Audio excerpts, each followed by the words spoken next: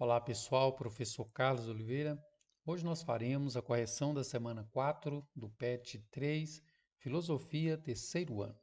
Antes de mais nada, inscreva-se no canal, ative o sininho, assim você será informado quando o próximo vídeo for postado.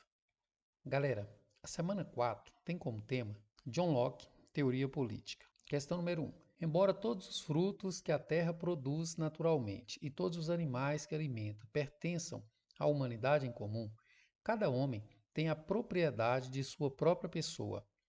A esta ninguém tem qualquer direito senão ele mesmo. O trabalho de seu corpo e a obra de suas mãos, pode dizer-se, são propriedade dele.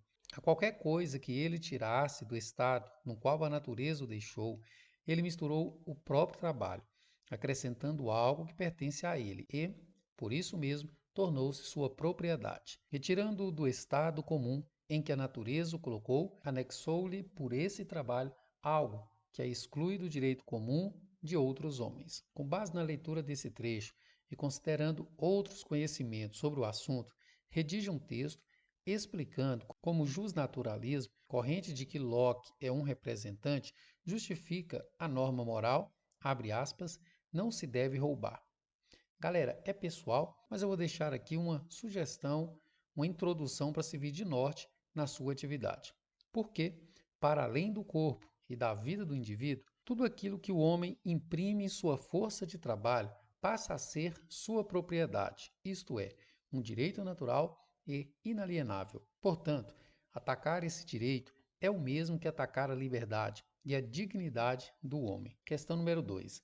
Leia o texto a seguir. Tendo o homem nascido com um direito à liberdade perfeita e em pleno gozo de todos os direitos e privilégios da lei da natureza, da mesma forma que qualquer outro homem ou grupo de homens no mundo, tem ele, por natureza, o poder não apenas de preservar sua propriedade, ou seja, sua vida, sua liberdade, seus bens, contra as depredações e intentos de outros homens, como também de julgar e punir as violações dessa lei por outros. Sempre que qualquer número de homens se reúne em uma sociedade, de modo que cada um renuncie ao poder executivo da lei da natureza e o confie ao público, então, e somente então, haverá uma sociedade política ou civil. Com base na leitura do texto, discorra sobre como Locke fundamenta a formação da sociedade política. Galera, é pessoal, vou deixar aqui uma sugestão.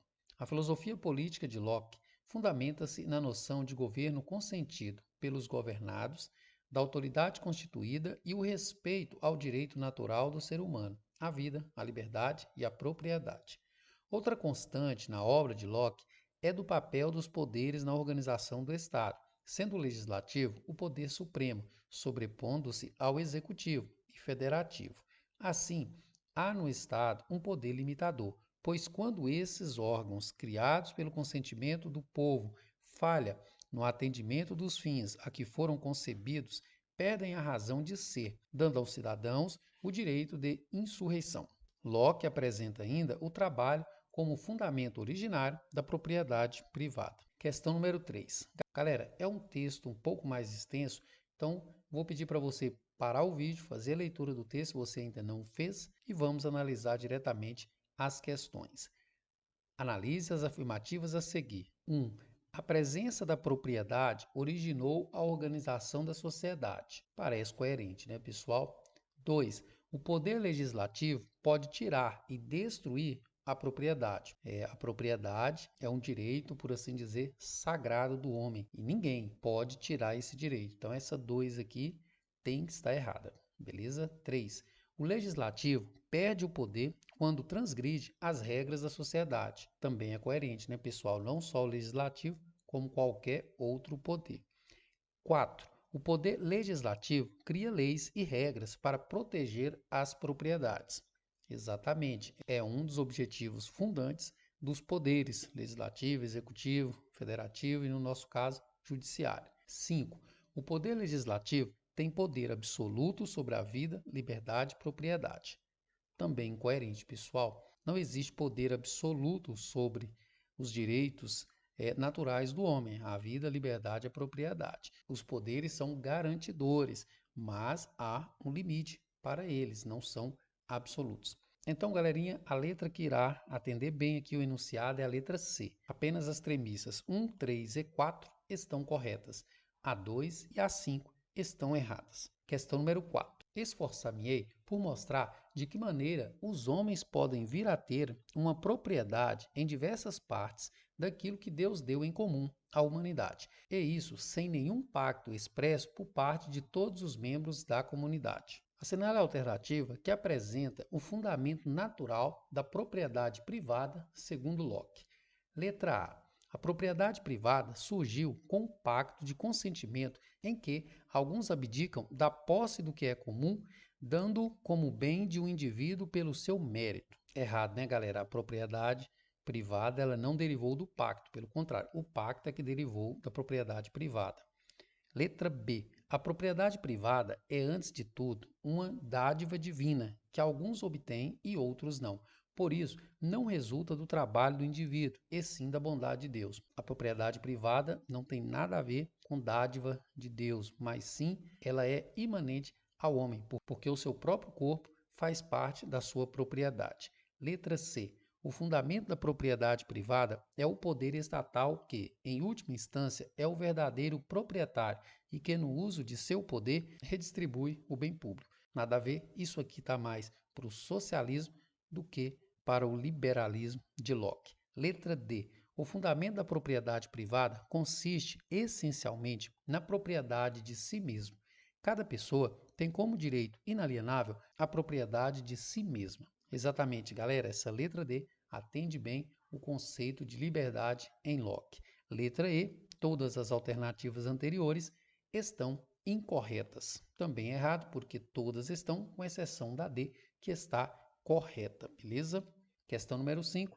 Através dos princípios de um direito natural pré-existente ao Estado, de um Estado baseado no consenso de subordinação do poder executivo ao poder legislativo, de um poder limitado, de direito de resistência, Locke expôs as diretrizes fundamentais do Estado liberal. Considerando o texto citado e o pensamento político de Locke, segue as afirmativas abaixo. 1. A passagem do estado de natureza para a sociedade política ou civil, segundo Locke, é realizada mediante um contrato social através do qual os indivíduos singulares, livres e iguais, dão seu consentimento para ingressar no estado civil. Exatamente, galera, visando a garantia dos direitos naturais. 2. O livre consentimento dos indivíduos para formar a sociedade, a proteção dos direitos naturais pelo governo, a subordinação dos poderes, a limitação do poder e o direito à resistência são princípios fundamentais do liberalismo político de Locke. Exatamente, galera. Correto também. 3. A violação deliberada e sistemática dos direitos naturais e o uso contínuo da força sem amparo legal, segundo Locke, não são suficientes para conferir legitimidade ao direito de resistência, pois o exercício de tal direito causaria a dissolução do Estado civil e, em consequência, o retorno ao estado de natureza. Essa 3 estaria toda correta se não fosse essa palavrinha não. Pelo contrário, a violação deliberada e sistemática dos direitos e o uso contínuo da força são suficientes para fazer uso do direito da resistência. Beleza? Então essa 3 estará incoerente por causa desse não. 4. Os indivíduos consentem livremente, segundo Locke, em constituir a sociedade política com a finalidade de preservar e proteger, com o amparo da lei, do arbítrio e da força comum de um corpo político unitário, os seus inalienáveis direitos naturais à vida, à liberdade e à propriedade. Exatamente. 5. Da dissolução do poder legislativo, que é o poder no qual se unem os membros de uma comunidade para formar um corpo vivo e coerente, decorre, como consequência, a dissolução do estado de natureza. Também coerente, pessoal, a dissolução do poder legislativo não exerce um poder de causa e consequência sobre o estado de natureza. O estado de natureza, sobretudo, os direitos que ele traz consigo não podem ser jamais dissolvidos porque eles são inerentes à pessoa humana, beleza? Então, galera, essa aqui apenas a letra E vai atender ao enunciado, ou seja, as premissas 3 e 5 estão incorretas e as premissas 1, 2 e 4 estão corretas. Galera, é isso. Se você gostou desse vídeo, deixa aqui o seu like, ativa o sininho, assim você vai ser informado quando os próximos vídeos forem postados. Até lá!